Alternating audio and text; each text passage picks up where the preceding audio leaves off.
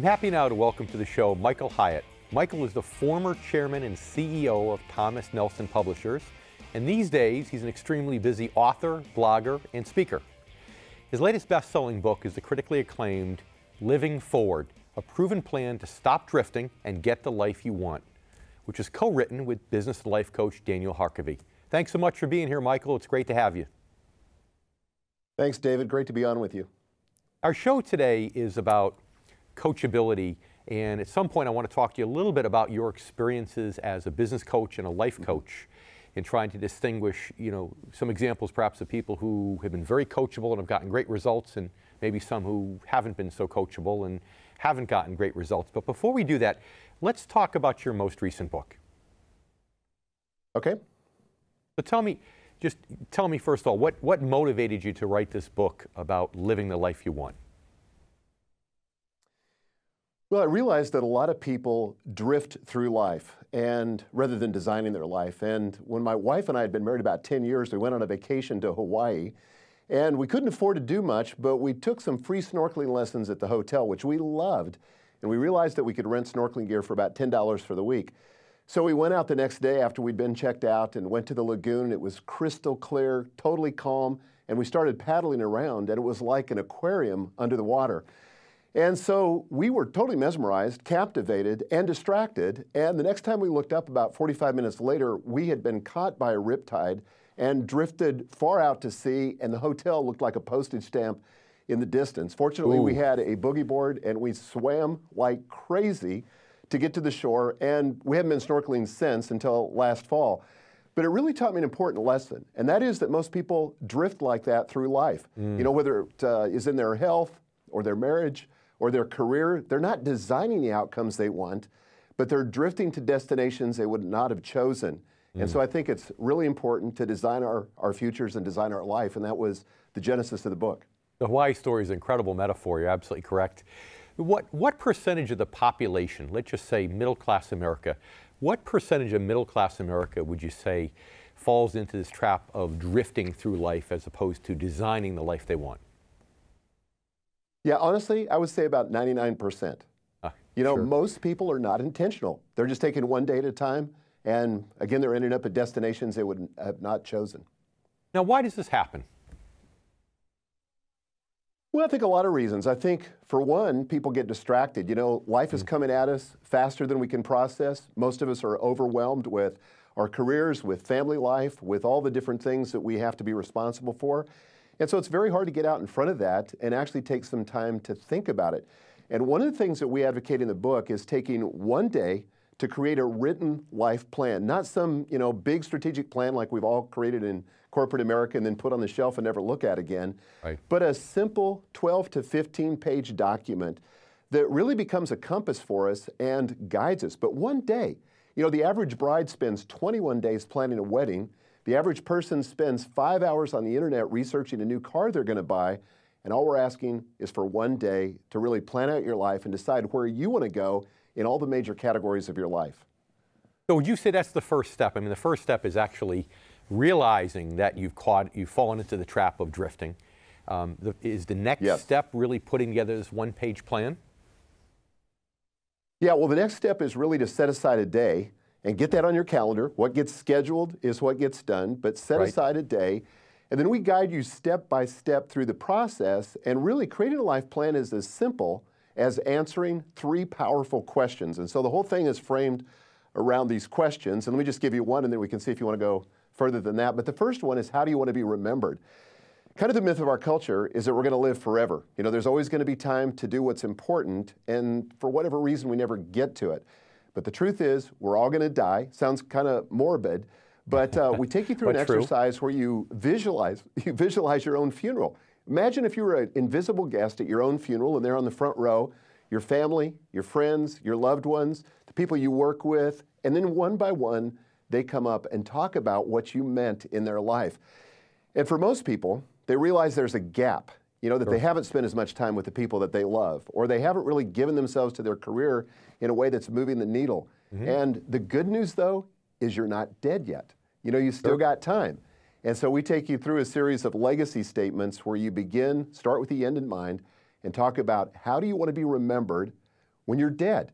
And to engineer those conversations now the way that people will talk about you and live a life that you can really be proud of. That's great. In essence, writing your own eulogy in advance. So give me another one. Yeah, so another one, the second question is, what matters most to you?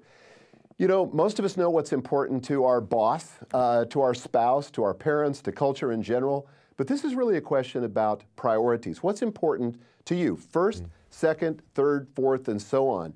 And this can become a very practical filter for learning to say no to the things that are not important so we can say yes to the things that are truly important. Back during the recession, this was about 2009, I was the CEO of Thomas Nelson Publishers, and it was hand-to-hand combat just to survive and deal with the market downturn.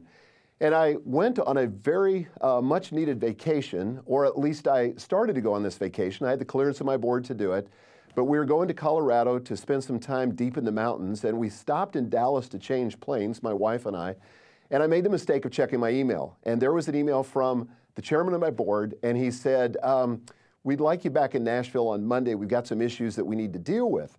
And my heart sank. We needed this vacation. We'd planned for it. I needed the rest. We needed the time to connect as a couple. And so I showed it to my wife. Her heart sank as well. And she said, honey, do whatever you need to do. I'm totally with you. And so based on my priorities, because for me, work came about fourth or fifth after my wife, after my kids, after taking care of myself. And I just wrote him back and I said, my staff will be glad to take care of you. I'm going on this vacation as we discussed. I'll talk to you when we get back. And it was hard. It took some courage to do that, but priorities gave me courage in the moment. Now, the funny thing about it was when I got back to Nashville, I asked my CFO, I said, how did that meeting go when they came down? And he said, honestly, it was a non-event. I don't even remember what we talked about, but it totally could have been handled by email. And I almost scuttled a much-needed vacation and a time to connect with my wife. And if I hadn't had a clear set of defined priorities, I probably would have. Yeah, and that happens all the time. You know work is really your fourth priority on the list, but yet you spend more time there than with your other priorities. So we need to take a quick break, and I'm going to tell our viewers here that you have two very good tips. If you want the third tip, then you need to go out and buy Michael Hyatt's book called Living Forward, A Proven Plan to Stop Drifting and Get the Life You Want. We'll be right back with more with myself and Michael in just a minute. Stay with us.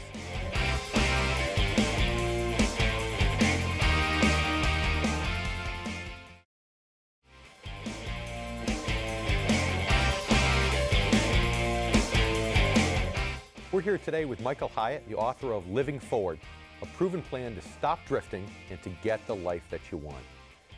Michael, thanks for your insight before the break on the book. I think you've given me some motivation to actually go home and do some of those things myself. Like you, it's interesting. Fantastic. Work might be fourth on the list, but yet if you followed me through my day, you might think it's actually first. But I want to talk to you a bit about coaching and coachability, because I know that you also work as a life coach, which is really what this book is about and what it entails. And you might talk for a minute, if you don't mind, about the importance that you find of being coachable. I'm sure you have people who hire you as a life coach, so they want the coaching, but then they don't want to accept it. They're not as coachable as they need to be. Well, we actually screen for that in clients. We don't want to work with anybody that's not coachable. Coaching is something that will take you further, faster, if you'll just listen. And one of the things I've tried to do in my life is find people that are successful and then model their behavior. It's one of the fastest ways to learn. It's one of the fastest ways to grow. I had a client, this was several years ago now, who had a big goal for a revenue goal for a specific month in his business, and he missed it. And so we were having a discussion as we were processing what had happened, and I said, what happened? And he started blaming everything. It was the economy. It was his sales manager. It was all kinds of things. And I listened to him carefully, and then I finally just took a deep breath, and I said, okay, I get that. I understand that. But what was it about your leadership that led to that result? He got very defensive, and he said, what do you mean my leadership? It's the economy. It's all the stuff that's happening around me. And I said, I get that. Those are factors, definitely. But as long as you keep blaming that stuff, you can't change it. You can't affect it. You're giving away your power and your agency. And he finally dialed into that and got it, and it changed everything. And I said, what would you have changed if you could do it again? And he said, well, I probably would have met with the sales manager more often. You know, I would have made sure the product shipped more on time. I said, so it really was about your leadership. And all of a sudden the power came back to him, and all of a sudden he could affect a different result. So that kind of coachability, even though sometimes for most of us we're defensive when we're confronted, but that kind of coachability is the difference between success and failure. That's a great victory for you, where you took somebody who started off being somewhat uncoachable and you got them to be more coachable. In general, of 10 people, 10 middle-class Americans, how many of those 10 would you say are as coachable as they really should be in an optimal scenario? What's your best guess? Yeah, I would probably say 20%, okay, maybe even less. How many of the remaining 80 do you think with the right coaching can become coachable versus how many of those just will never be coachable? Maybe they're too stubborn. Yeah, well, look, I think a lot of people, being a victim serves them well. They're getting something out of it. You know, they don't have to take responsibility. They don't have to change anything. They can just point to the world and just say, you know, look, my circumstances are my circumstances. Those people are difficult to help. And again, we screen for those people. We don't want to coach those people because we can't help them at the end of the day. It's something external to them that they're blaming, and it's really something internal that will change all that around. I think for other people, I think if they can be encouraged, if you can have empathy, and then point them to a better way, and also model it for yourself. As a coach, I want to model coachability myself. And so I struggle with it like anybody else does. My wife's one of my best coaches, but I've got a lot of people that coach me, and I try to be coachable because, again, I know I can go further, faster, and get the results faster if I'll just listen and take the advice of people that love me and are concerned about the outcomes that I'm concerned about. Mm-hmm. So 1 out of 5 are naturally coachable, and a good portion of the others can learn to become coachable if they're open-minded enough, and I agree totally. You told us about a business success story. How about a personal success story where you coach someone with their personal life goals, and maybe they started off not being so coachable, and then they opened up their mind, and all of a sudden their life changed for the positive? Yeah, well, I can think of a woman that I coached that was very overweight and wanted to lose about 80 pounds. And you could tell it was all emotionally wrapped up in how she thought about the problem. And, you know, for her, initially, it was just, you know, I'm big boned, I can't change, this is just in my DNA. And so I was able to see that, you know, you may not be able to look like you go on the cover of Glamour magazine, but you can get to a position where you're really healthy and where you feel proud of how you look. And that's really the objective, not to be, you know, some model, but to be somebody who feels good about themselves. And so we kind of had to move through some of those things and dig deep into what made her think the way she thought. And as it turned out for her, there were a lot of things that had happened in her past that she had to get resolved.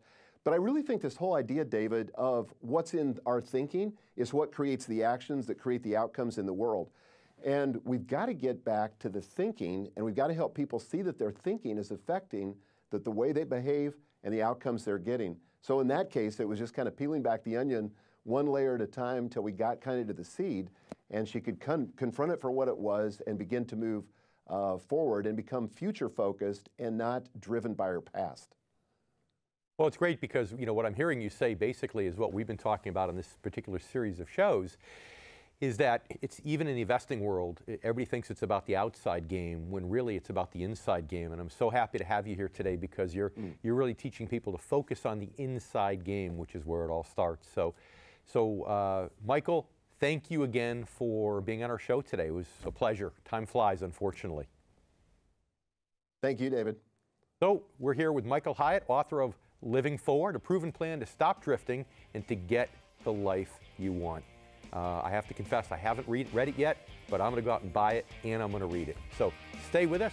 We'll be right back to talk more about the importance of coachability when it comes to your own financial decisions. We'll be right back.